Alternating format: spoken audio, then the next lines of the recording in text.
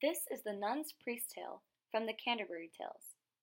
There was once a very poor widow who lived in a small cottage with her 2 daughters. Though the widow had many animals, her most prized possession was her cock, named Chanticleer. Chanticleer crowed so well and had the most beautiful voice that there could be no improvement. He was the master of 7 other hens, but he loved one named Lady Pertelote.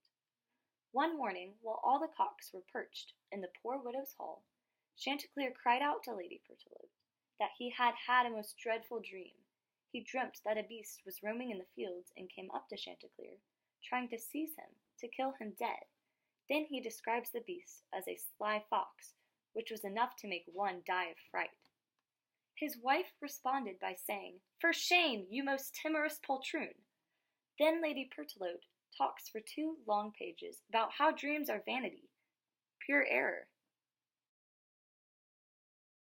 She tells Chanticleer that she will give him herbs that will cure him from his nightmares. Then Chanticleer responds by warning his lovely wife about how she might be wrong, by telling her a few stories from the books he has been reading about how dreams can come to be very true. The first story he tells is about 2 cocks who come into a crowded town to rest for the night. They cannot find anywhere to stay together, so they decide to split up. One goes to a stall for the night, and the other finds another place of lodging. As one of the cocks is laying in bed, peacefully sleeping, he has a dream. In the dream, his companion is calling to him, begging for his comrade's help because he is about to be murdered. The cock dreams this same dream 3 times. The 3rd time in the dream, his comrade says, "I have been slain," and explains where he was murdered and that it was for his money. Once the cock awakes, he anxiously goes to find his friend, but discovers that he is not there. So he hurries to the spot where he dreamt that his friend was murdered, and sure enough, there his companion lay, slain. To further explain how dreams can come true, Chanticleer tells another tale to Lady Pertelote about 2 men on a journey. The men wanted to cross the sea, but could not because of the bad weather.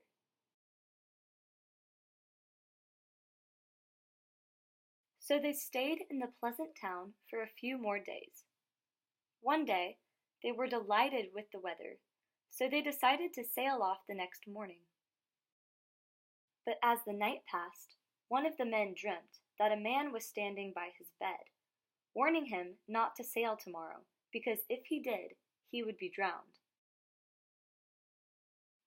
When the man awoke, he told his friend about the dream, and in return, he laughed at him, saying that dreams are just nonsense. The one who had the dream refused to sail that day, but the other man decided to sail on anyway.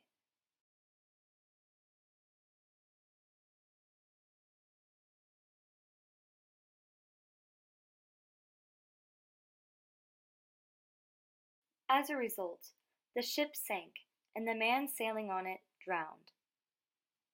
The moral of the story, says Chanticleer, is that you should not be careless about dreams. Then he gives a few more examples from his books of how dreams are important and should not be dismissed carelessly. Then he sums up his stories by dismissing his own dream and telling his wife not to worry about him.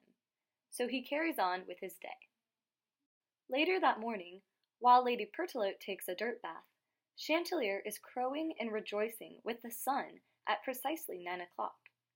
Sure enough, a coal-tipped fox with a sly iniquity lurks around the grove tree where the great cock is singing and waits for his moment of attack. As the cock is blissfully singing, he looks over at a butterfly that is near the cabbage grove and catches sight of the fox.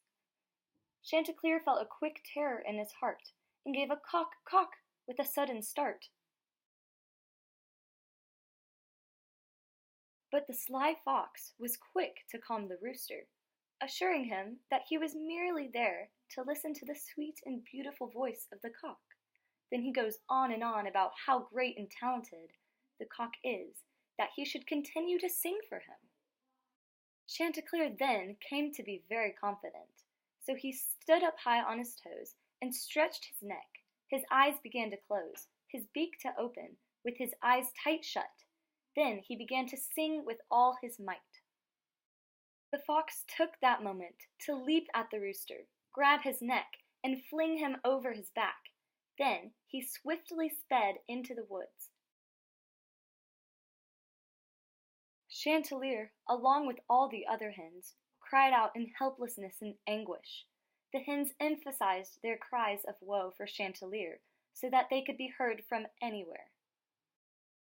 As Chanticleer is being carried away by the fox, he suggests to the fox that, since he already caught him, he might as well just stop and shout to the other hens to stop crying because he is going to eat Chanticleer anyway. The fox takes this idea into consideration and stops for a moment to shout back. Chanticleer seizes the moment to escape up a tree because the fox had released him from his jaws. The fox sees what happened and tries to apologize to the cock, saying that he really meant no harm, and then he tried to coax Chanticleer out of the tree. Wisely, Chanticleer does not listen to the fox, and is not tricked again. "No," said the cock, "and curses on us both, and first on me if I were such a dunce as to let you fool me oftener than once." Overall, this bestiary fable has two main themes. One, the theme that dreams are not to be ignored. And two, the theme that suggests that humans often behave like animals.